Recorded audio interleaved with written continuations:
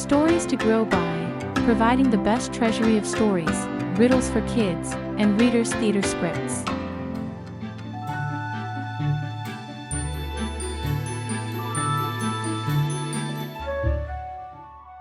Once a great Tsar ruled the largest tribe in Siberia. He had many subjects and extensive herds of cattle and horses, but he had only one child, a daughter, and her name was Altin-Arig. Altin-Arig was born with unusual strength and with continual training could defeat any warrior. But of this her father took no notice. At a young age, she showed unusual talent on a horse, and with constant practice could unhorse any challenger. But of this her father took no notice. She found homes for lost lambs and settled disputes among the people. But of this her father also took no notice. When the Tsar grew old, he said to his wife, a woman as old as he, "We have no sons and my strength is leaving me. A daughter cannot govern such a numerous people and will not be able to look after so many herds." Overhearing this, his daughter stepped forward and said, "Father, I'm ready. Why can't I rule the people and manage the whole herd?" "The task is too great for you," said he. "If it is your decision not to give me my people and my herd," said the maiden, "I cannot live here anymore. I am leaving." Altin-Arig's parents pleaded with her to stay, but her heart was set. With her sword in hand, she marched out of the tent, leapt upon her milk-white horse, and rode off. The maiden traveled for a long time. One day she came to a land of devastation, of crushed plants and cracked earth. From weeping villagers, she learned of a giant snake that was terrifying the people. This snake was so enormous that a horse would take a day to gallop along its spine. Its mouth was so huge that his lower jaw lay on the ground while the upper jaw brushed the sky. She learned that when this enormous monster took over a territory, it demanded tribute of 1,000 cattle a year. If a tribe refused to pay, the monster would swallow the entire tribe whole. Even when the tribe paid, the people also had to give the monster the best of their harvest and most of their wealth besides. Tsars in nearby lands feared the monster might sweep them away too, and wept, and paid him tribute so he would not come to them.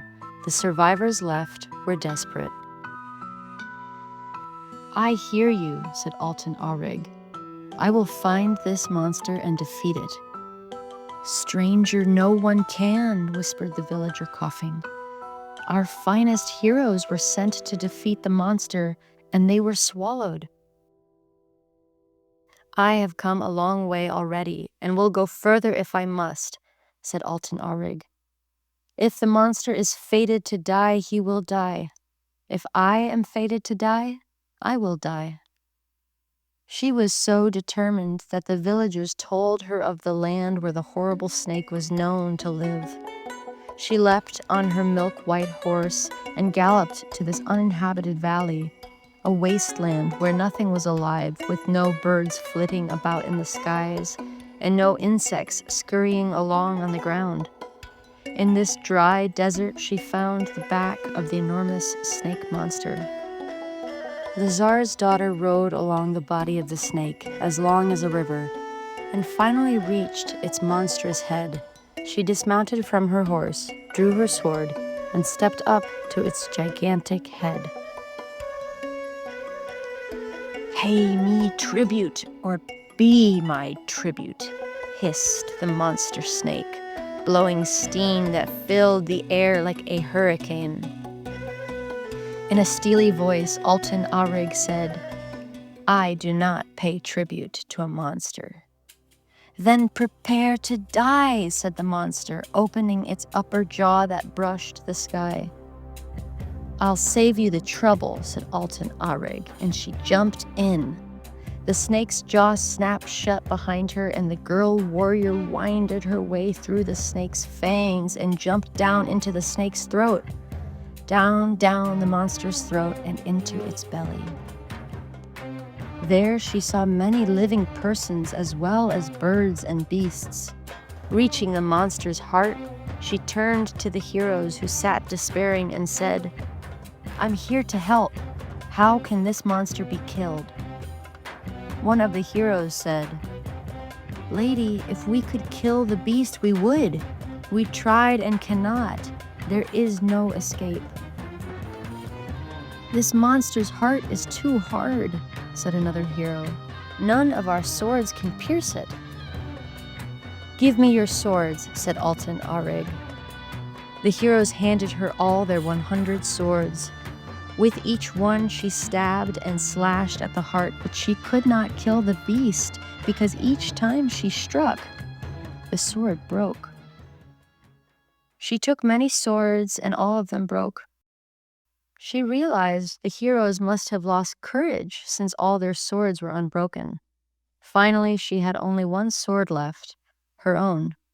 She took a close look at the spot in the heart where she'd been striking, the spot where she'd already broken 100 swords, and noticed one hairline crack.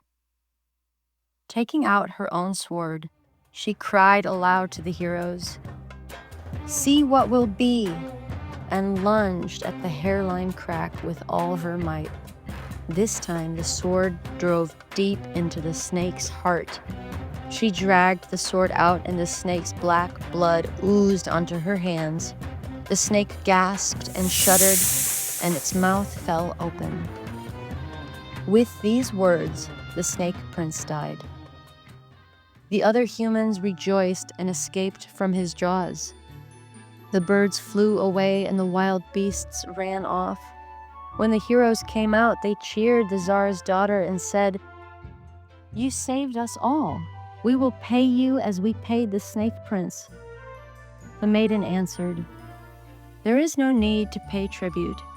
Go and resume your former lives.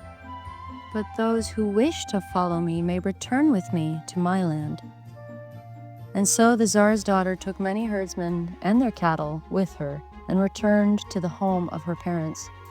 Her father immediately issued a feast to celebrate his daughter's return.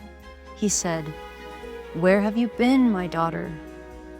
She related how she had slain the snake prince and had brought back the new herdsmen and their cattle. Praising her highly, the Tsar said, "It is well that you used your strength to free the heroes and beasts and birds. I give you now my people and my herds. I know my time is soon at hand." And so the Tsar's daughter received her father's full inheritance, and when he died, she became the ruler of the land.